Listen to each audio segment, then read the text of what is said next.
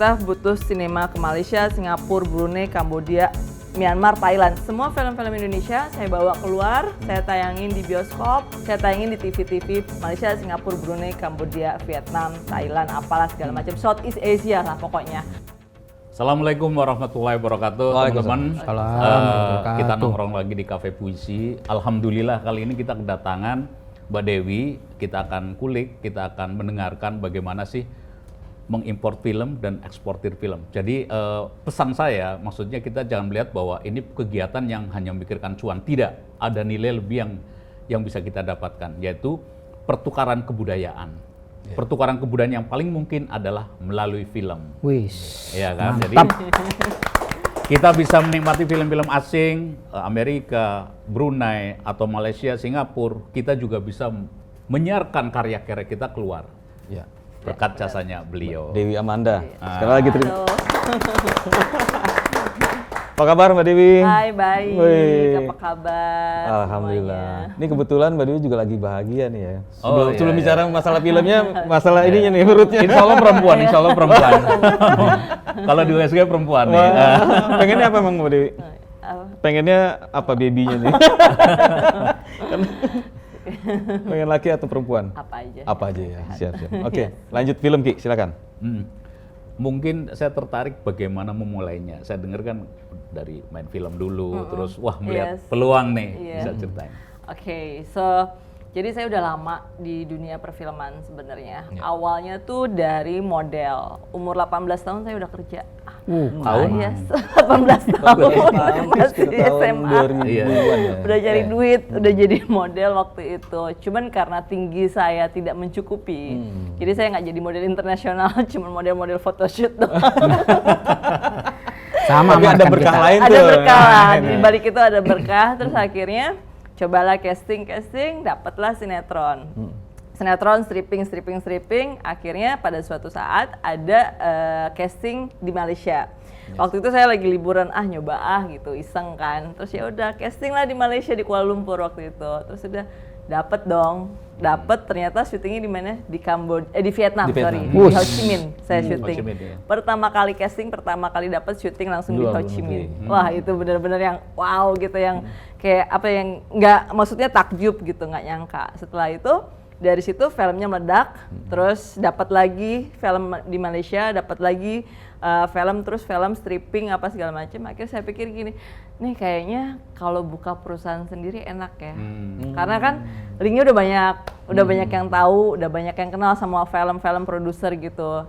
So umur 25 tahun saya memutuskan bikin perusahaan sendiri, production house. Udah gitu dari production house itu saya produce film-film, distribute ke Malaysia. Udah tuh mulai produce sama distribute, masih main juga tapi nggak kurang lah mainnya, lebih ke fokus ke distribute karena ke bisnisnya ya. Distribusi itu besar banget. Kita butuh sinema ke Malaysia, Singapura, Brunei, Kambodia, Myanmar, Thailand. Pada saat itu Myanmar sama Thailand, Myanmar masih aman karena belum perang. Sekarang kan udah perang kan.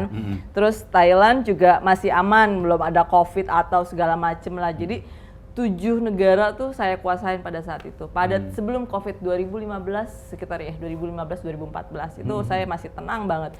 Sampai saya masuk ke UK dan ke USA gitu, US gitu. Terus jadi semua film-film Indonesia saya bawa keluar, saya tayangin di bioskop.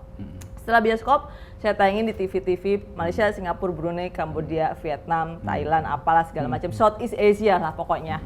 Dan film-film mereka dari Malaysia saya bawa masuk juga ke Indonesia buat tayang. Jadi terutama untuk beberapa TV Indonesia mereka udah beli gitu. Perjalanannya pasti nggak semudah diceritakan. Enggak, itu mah. Sama film-film apa yang dari Indonesia keluar dan film luar yang masuk ke sini? Film udah banyak, hampir 200 film. Orang semua tahu. Hampir 200 film udah dibawa dari film Indonesia saya bawa keluar. Sekarang udah lebih kali 200. Banyak banget. Yang paling cuan film apa tuh kira-kira? My Stupid Boss 2 saya bikin itu sama Upi Rock. Saya itu bawa. Tapi di sini 3 juta penonton ya. Di Malaysia 1 juta, tapi bukan 1 juta penonton, kita bilangnya quotation, hitungannya duit ya. Uang yang masuk lah ya. Uang yang masuk. Jadi saya bingung, bukan penonton, gimana yang ngitung. Pokoknya kita dapatnya 1 juta penonton, 1 juta uang quotation-nya, gitu. Itu yang paling gede waktu itu pada saat itu, drama. Setelah itu baru drama turun, horor terus naik, sekarang horor, sampai sekarang juga horor yang naik. Permintaan masih horor sekarang ya. Kebetulan yang baru-baru nih udah saya beli semua. Kayak beberapa film Indonesia, The Doll, saya udah beli. Pengabdi Setan Agustus di Malaysia. Di sini juga mungkin Juli kali tayang, tapi saya udah beli Agustus, terus Iblis Dalam Kandungan yang terbaru, Tutuge, apalagi yang baru lagi, semua udah saya beli. Orang udah tahu kok. Gitu. Nah biasanya kalau meledak di sini, meledak di sana juga ya? Belum tentu. Belum tentu. Kita nggak meledaknya nggak jauh sih, maksudnya. Tidak se-booming di sini lah ya. Tidak gitu se-booming di sini. Kayak misalkan ya, contohnya kayak Iblis Dalam Kandungan nih 500.000 ya. Kita nggak tahu nih, di Malaysia mungkin bisa 1 juta atau bisa di bawah 500.000 gitu. Tapi hitungan gini, kalau di sini cuan, di sana pasti cuan atau belum tentu juga? Penduduk Malaysia itu juga suka horor.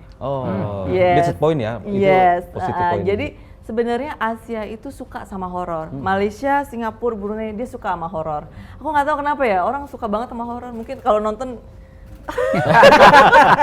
Ya. terlalu deket atau gimana nggak tahu. Jump scare deket-deket gitu. Tapi penonton di Malaysia itu orang Indonesia atau orang aslinya? Orang asli. Orang asli ya? Malaysia. Kita punya subtitle. Oke. Jadi ada jadi kan film-film Indonesia kita kan bahasa Indonesia, tapi kita punya subtitlenya Malaysia Bahasa gitu. Malaysia, oke. Yes, kita bikin subtitle. Tapi agak bingung loh subtitle Malaysia itu. Karena Ya sama, orang Malaysia juga bingung subtitle kita. misalnya untuk nyebut orang nakal itu degil gitu. Iya, degil. Degil. Itu kan susah tuh. Tapi yang paling gua nggak habis pikir rumah sakit korban lelaki itu loh. Nggak ada. Ini rumah sakit bersalin nanti. Betul. Tapi ngomong kalau masih di South Asia kan masih serumpun lah ya, dan kita masih deket lah. Nah itu kalau sudah masuk ke US, itu kan udah beda banget kulturnya gitu kan. Yes. Nah itu apakah horor atau film yang di kita nih di booming di sana bisa diterima juga? Oke, kalau untuk UK itu Eropa sama US itu masuknya horor. Kalau drama susah gitu. Karena dia udah punya drama yang lebih keren ya. ya. Benar. Horor kita diterima di sana, horor yang kayak gimana ya maksudnya gitu kan? Oke, contohnya yang saya bawa untuk saat ini itu The Doll 3 ini saya bawa untuk Festival Film Cannes sama American Film Market. Nah, terus ada lagi nanti satu judulnya Ulek Mayang. Ulek Mayang tuh apa ya, dancer dari kayak dancer apa ya? Alhamdulillah. Kita ada kopi senyaman kita. Kita pause dulu nih karena ada kopi yang bikin nyaman. Nyaman ya. ini, silakan. Thank you, terima kasih. Nah, silakan monggo. Dan makanannya juga akan keluarkan juga ya bentar ya, sebentar sekalian. Terima kasih. Biar sekalian. Dilanjut, Mbak. Tadi apa ya? Oh, The Doll. The Doll. Terus jadi dia tuh suka macam-macam kayak horor, kayak model-model Annabelle kayak gitu. Terus bukan Atau mungkin hantunya ya. agak mirip-mirip kali ya? Jangan, bukan mirip-mirip. Dia tuh hantunya kayak apa ya? Kayak macam boneka, kayak gitu-gitu sih. Macam-macam kayak gitu. Bukan yang kuntilanak itu udah. Oh, kalau yang kulturnya Indonesia sendiri malah nggak bisa masuk di sana ya gitu ya? Agak susah ya. Dia lebih kayak apa ya? Kayak ghostnya tuh psycho, thriller, terus apa lagi ya? Bukan bentuk yang terbang-terbang gitu udah nggak ada. Ya mereka sendiri nggak percaya di situ. Nggak percaya, dia nggak percaya. Mereka nggak percaya. Susah. Kalau western. Pakai remote soalnya mereka kayak. Udah gak zamannya nih. Beda. Dan mereka juga lebih seneng apa pembunuhan gitu kan? Yes, jadi psycho, thriller gitu. Dia lebih suka kayak apa ya? Scream tuh tau nggak? Itu kan ada empat orang pembunuhan gitu kan. Nah itu mereka suka Lebih thriller, mental health sih. Jadi artinya mikir siapa pelakunya kayak Yes, gitu kan. bener. Terus siapa next yang akan jadi korban. Yes, bener. kan? Iya, bukannya yang kuntilanak, yang ghost gitu kagak. Dia nggak suka. Apa sih ini film apa sih? Kadang mikir orang begitu. Soalnya kuntilanak nggak bisa bahasa Inggris kayak di sana. Dia kan nggak ngerti bahasanya. Ayo Mbak, disami Mbak. Iya. Sambil dilanjut Ki. Boleh tahu nggak? Boleh dijawab angka pastinya atau kisi-kisinya. Kira-kira per film itu untungnya berapa? Kira-kira aja. Average kira-kira aja, aja. average. Bingung saya ngomongnya. Boleh nggak? Kira-kira. Karena kira-kira. soalnya gini, ini 200 tuh berarti kan, wah kalau nggak cuan mah Kalau nggak My Stupid Boss ya, My Stupid Boss yang di ini kan kerjasama dengan Malaysia ya. Yes, Benar, produksinya itu kan, yes, ya. benar. Kita ngambil pemain Indonesia juga, pemain Malaysia Malaysia juga. juga, ya. Pemain Malaysianya Noradainis waktu itu. Iya, artinya untuk laku di sana itu ada campur tangan pemain Yes, sana, jadi benar. itu Bisa diterima ya. diuntungkan Mhm. secara Iya, ini, secara pemain. Karena kalau misalkan satu film, 2 talent Indonesia Malaysia itu harus ada. Karena gini loh, ketika tayang di Malaysia, kan orang pasti nanya, siapa sih artis Malaysianya? Iya. Iya Oh, dong, iya. pasti dong. Itu yang bikin kita tarik penonton untuk datang ke bioskop, Iya, ya kan? Karena ada pemain Malaysianya. Tapi ketika di Indonesia, pasti kan kita narik yang artis Indonesia, siapa Iya, sih iya. artis Iya. Indonesianya? tetap bawa jagoan Gitu. masing-masing ya. Iya, gitu. jadi bawa kebudayaan masing-masing juga orang Dan film-film Amerika tuh juga udah mulai kayak gitu tuh. Yes, benar. Iya kan? Jadi Terutama sama India ya. Iya, pokoknya masukin pemain ini atau paling nggak syutingnya di sini. Iya. Yes, kan? benar. Itu udah ini tuh. Paling nggak kan mikirnya kalau udah syuting di sini Pak Sandiaga Uno, wah ini dia juga merasa seneng kan, wah dipromosiin kan. Benar. Jadi kan ya dia juga, Amerika juga mikirnya begitu Ya juga. ada yang terbawa lah, ada yang tersiarkan dari film itu kan. Iya. Entah tempatnya atau orangnya. Orangnya. gitu. Yes, benar. Ya, terus untuk bulan Agustus itu kita ada American Film Market. Itu di Los Angeles, Santa Monica, 16 sampai 20 Oktober. Saya udah diundang dan saya udah akan membawa 2 atau 3 film Indonesia sama South Asia. Kita nanti syuting di bulan Juli, nanti aku bawa ke American Film Market. Jadi membawa nama Indonesia gitu. Film apa aja tuh Mbak kalau boleh tahu? Atau Ada masih deh. ting-ting-ting? Jangan, masih- nggak boleh, masih nggak boleh. dirahasiakan. Oh, iya, Masih iya, rahasia negara. Ujung-ujungnya lupa Bocor. untungnya berapa. Dibelokin terus. Saya mau nerusin pertanyaan saya yang tadi tuh. Untuk sampai berdiri di sekarang ini kan Mbak Dewi nggak mungkin semudah Mbak Dewi ngomong kan. susah Pasti banget. tadi kan ada kendala-kendala yang segala macam. Nah, kendala yang paling sering Mbak dan paling terberat misalnya Apa ya pernah yang dialami. paling sering? Orang diutangin. Kalau Mbak Kadang Dewi susah bayarnya gitu loh. TV Jadi- ya mungkin yang paling. Waduh, itu apalagi. Salah saya. Ya tau lah gitu kondisinya. Jadi 6 bulan, 1 tahun, kadang-kadang sampai 2 tahun. Aduh, beneran. itu di sana apa di sini Mbak? Atau sana sini? Saya nggak Sana tahu, sini sama nggak aja. ngomong deh. Artinya untuk bisa jadi pengusaha seperti Mbak Dewi ini harus punya nafas panjang. Oh bener, bukan Iya, napas panjang lagi, napas dalam saya. Nafas panjang terus bantuan oksigen juga tuh.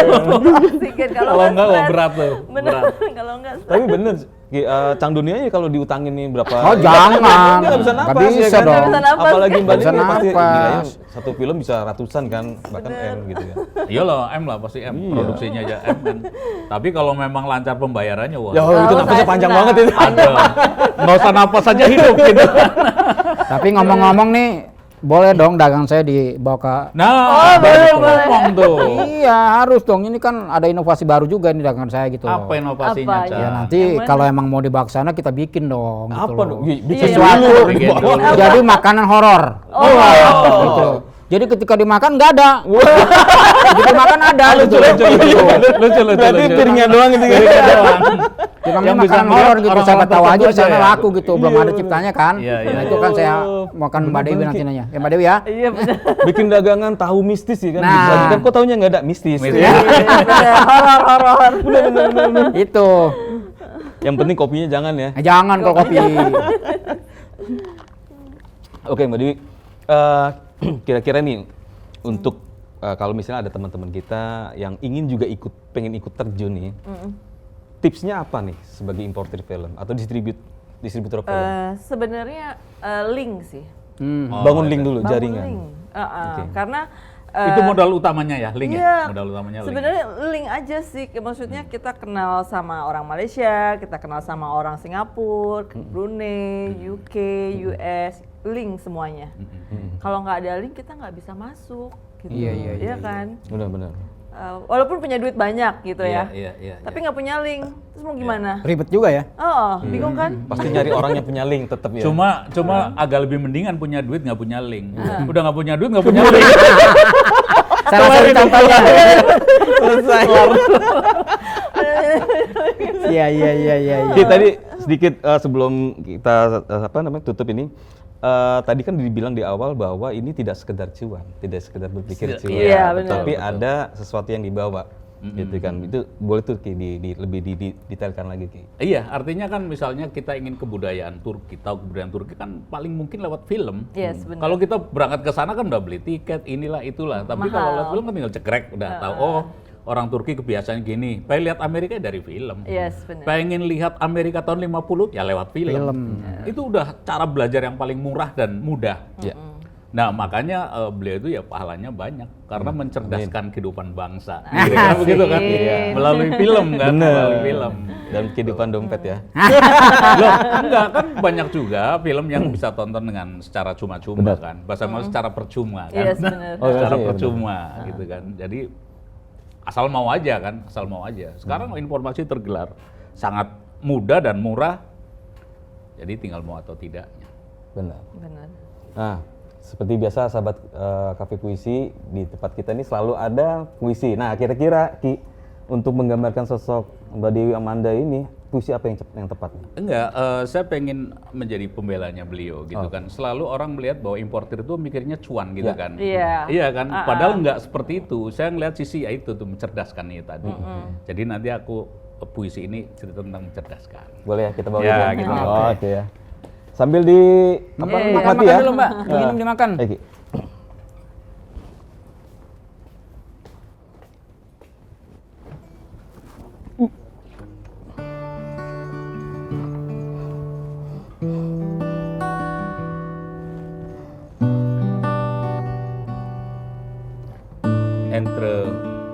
Entrepreneur.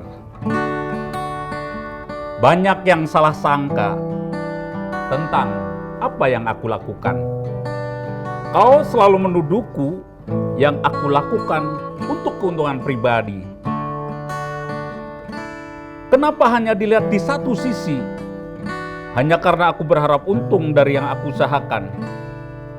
Padahal keuntungan itu agar bisa terus berjalan.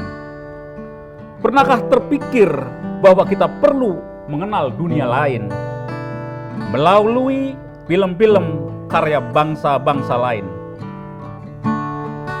Dan keuntungan sejati adalah ketika saudara-saudaraku bisa menikmati dari karya bangsa lain. Itulah salah satu dialog antar bangsa melalui karya film. Kita mengenal mereka dari film-film, dan aku terus berjuang untuk memilihkan karya-karya yang baik. Terima kasih.